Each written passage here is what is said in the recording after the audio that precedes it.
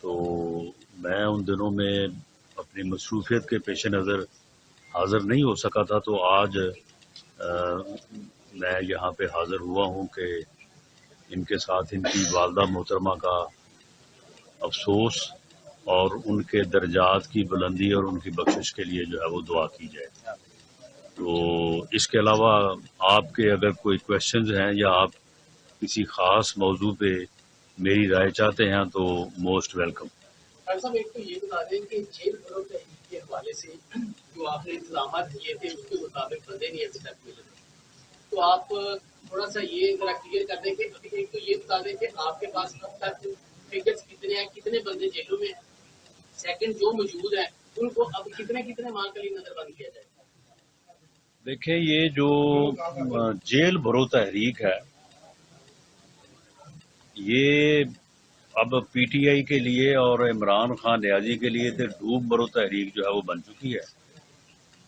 یہ ایسا بدبخت عمرانی ٹولہ ہے کہ 2014 سے بالعموم اور یہ پچھلے 7-8 ماہ سے بالخصوص اس بندے نے ایک دن بھی جو ہے ملک کی بہتری کے لیے، ملک کو درپیش مسائل کے حل کے لیے، اوورآل جو ہماری پوزیشن ہے اس میں کوئی آپس میں گفت و شنید کے لیے اس نے ایک لمحہ خرچ نہیں کیا، بلکہ ہر دن اس کا جو ہے وہ فتنہ گری اور فساد پھیلانے، ملک کو انارکی اور افراتفری کے سپرد کرنے کے لیے اس نے خرچ کیا ہے۔ یہ کبھی اسلام آباد پہ حملہ آور ہوتا ہے،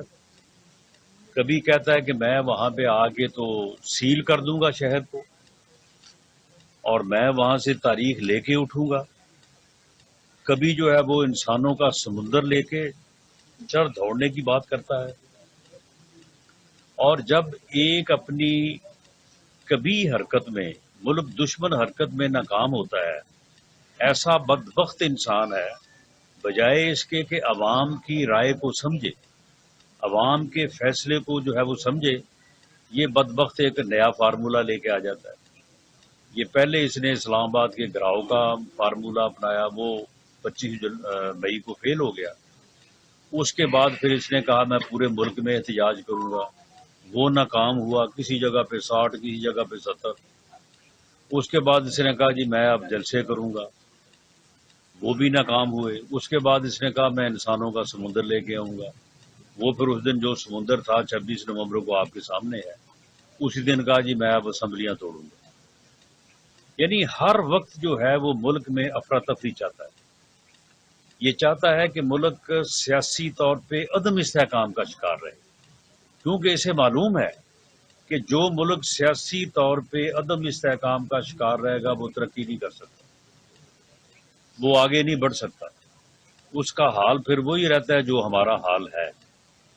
اس میں پھر مہنگائی بھی ہوتی ہے، اس میں جو ہے وہ پھر ڈالر مہنگا بھی ہوتا ہے، روپے کی قدر کم بھی ہوتی ہے، یہ سارے مسائل ہوتے ہیں۔ اور یہ آدمی جو ہے یہ بنیادی طور پہ ان مسائل کو پیدا کرنے، پہلے اس نے 3.25 سال جو ہے وہ کوشش کی ہے پیدا کرنے کی، اور اب جو ہے ان کو بڑھانے کی جو ہے وہ ہر وقت کوشش میں جو ہے وہ لگا ہوا ہے۔ ہم بھی اپنی کوشش کر رہے ہیں کہ ملک کو اس بحران سے نکالیں، اور ہمیں امید ہے، یقین ہے کہ اس الیکشن میں جب بھی یہ ہوتے ہیں، یہ جلدی ہوں یا اکتوبر میں ہوں، قوم جو ہے وہ اس فتنے کی شناخت کرے گی اور ووٹ کی طاقت سے اسے مائنس کرے گی، ورنہ یہ اس قوم کو کسی حادثے سے دوچار کر دے گا۔ جہاں تک رانا حبیب صاحب نے بات کی ہے اس کی جیل بھرو تحریک کی، اس میں اب کل ملا کے کوئی 100-125 آدمی اکٹھا ہوا ہے، اور ان میں سے بھی جو ہے وہ تقریباً جو ہے وہ 80% ایسے ہیں کہ جو کہتے ہیں کہ جی ہمیں چھوڑ دیں، ہمیں انہوں نے جو ہے وہ ورگلا کے ہمیں یہ لے آئے ہیں۔ ان سب کو 30 دن کے لیے نظر بند کیا ہے، اور یہ کہتے ہیں کہ جی دیکھیں جی ان کے ساتھ دہشت گردوں والا سلوک ہوا ہے، کسی کو کہیں بھیج دیا۔ وہ بھائی آپ جیل میں جانا چاہتے ہیں، آپ کو جیل میں بھیجا ہے. تو ہم نے آپ کو کوئی بغار کیمپ میں تو نہیں بھیجا یا کسی اور جگہ پہ تو نہیں بھیجا، بلکہ ہم جیلوں کی سیر کروا رہے ہیں تاکہ آپ تمام جیلوں کے حالات کو آپ کو معلوم ہوں. اور آپ خود جو ہے وہ آپ نے کہا ہے کہ ہم نے جیل میں جانا ہے، اور جب آپ نے جیلیں بھرنی ہے تو پھر ہم نے جہاں جہاں پہ آپ نے گرفتاریاں دینی ہیں وہ جیلیں تو خالی رکھنی ہیں. تو اس لیے پہلے دور دراز کی جیلیں بھریں گے، اس کے بعد پھر نزدیک کی بھریں گے. تو ابھی تک تو ڈیرہ غازی خان، راجن پور، مظفر گڑھ، شاہ پور اور یہ جیلیں جو ہیں وہ ابھی وہاں پہ کافی گنجائش ہے. تو جب آپ وہ بھر لیں گے تو پھر اس کے بعد آپ کو لاہور، فیصل آباد اور راول پنڈی کی جو جیلیں ہیں وہاں پہ لے آئیں گے. سر یہ بتائیے گا کہ یہ سننے میں آ رہا ہے کہ آئندہ کچھ دنوں میں کچھ بڑے ججوں کی جو ہے وہ آڈیوز لیک ہو رہی ہے، تو اس کے حوالے سے بتائیے گا کہ آڈیو ویڈیوز کا سلسلہ یہ کب بند ہوگا اور اس کے کتنا اثر انداز ہو سکتا ہے عدلیہ کے فیصلے؟ دیکھیں، ہم نے یہ آج تک یہ الج نہیں کیا کہ کوئی بھی ویڈیو جو ہے وہ کسی جج صاحب کی ہے. ہمیں نہ صرف عدلیہ کا احترام ہے بلکہ ہمیں یہ بھی معلوم ہے کہ عدلیہ کو بطور ادارہ اگر کمزور کیا جائے گا تو یہ پھر اس ملک کے مسائل میں اضافہ ہی ہوگا، اس میں کمی نہیں ہوگی. معاملہ یہ ہے کہ چودھری پرویز الہی صاحب کہہ رہے ہیں کہ کسی کو، بلکہ اپنے وکیل کو، زبیری صاحب کو، وہ فلانا کیس جڑا فلانے جج سے لگانا ہے. اب یہ جو بینچ فکسنگ ہے جو کہ ایک آدمی کہہ رہا ہے، ہمارا یہ موقف ہے کہ اس کی انکوائری کی جائے، اس کا سو موٹو نوٹس لیا جائے. اگر یہ غلط ہے تو اس کو سزا دی جائے کہ یہ اس نے اگر گپ لگائی ہے تو کیوں لگائی ہے، کیوں اس نے یہ تاثر دیا کہ کسی جج کے ساتھ ان کے تعلقات ہیں اور یہ اپنی مرضی سے جو ہے وہ کیس فکس کرواتے ہیں. تو جب تک کوئی انکوائری یا کوئی اس کا فرنزک نہیں ہو جاتا اس وقت تک ہم کسی معزز جج کے اوپر الزام لگانے کے حق میں نہیں ہے. لیکن یہ اس ملک کی تاریخ ہے کہ جن لوگوں نے اپنے اختیارات اور اپنی کرسی کا غلط استعمال کیا تو اس کے بعد پھر آج پوری دنیا جو ہے وہ جسٹس منیر کو جس طرح سے یاد کرتی ہے یا جس طرح سے جسٹس ثاقب نثار صاحب کے متعلق جو وہ بابا رحم پہ بنے تھے سال کے لیے، تو ہم تو دلی طور پہ یہ چاہتے ہیں کہ یہ چیزیں جو ہے یہ ہونی بھی نہیں چاہیے، ان کا تدارک ہونا چاہیے. یہ بات چودھری پرویز الہی کر رہا ہے اس ویڈیو میں، خدا بہتر جانتا ہے کہ وہ صحیح ہے یا غلط ہے، لیکن ہم چاہتے ہیں کہ اس کی ویریفیکیشن ہو اور معلوم کیا جائے کہ وہ درست ہے یا نہیں. خان صاحب، ایک جو سننے میں آ رہا ہے کہ عمران خان صاحب نے کل ایک نیا الزام لگایا ہے کہ ان کو ہونے والے حملے کے بعد جو شواہد ہیں وہ درستہ طور پر ظاہر کیے جائیں. اس حوالے سے نہیں، وہ جس آدمی نے فائرنگ کی ہے غالباً نوید بشیر اس کا نام ہے، وہ موجود ہے اور وہ جو ہے وہ جو بیان دیا وہ بھی موجود ہے. یہ اس کے بیان کی آج تک تردید نہیں لا سکے. اگر اس آدمی کو کسی نے اسپانسر کیا، کسی نے کوئی اس کے پیچھے ہے،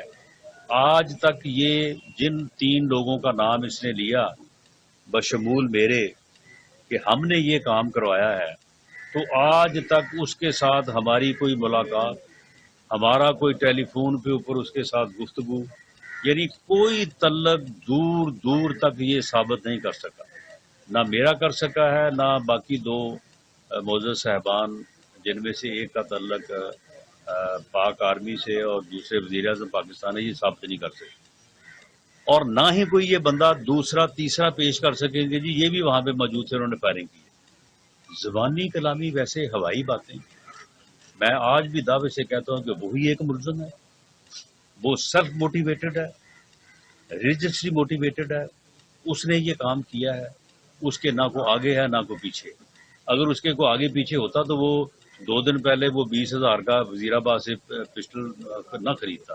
یا وہ اس انداز سے جو ہے وہ حملہ نہ کرتا جس انداز سے اس نے کیا ہے. یہ اس کا طریقہ کار ثابت کرتا ہے کہ اس کے پیچھے کوئی ایز سچ کوئی سازش نہیں تھی. وہ ٹھیک ہے سیلف موٹیویٹڈ تھا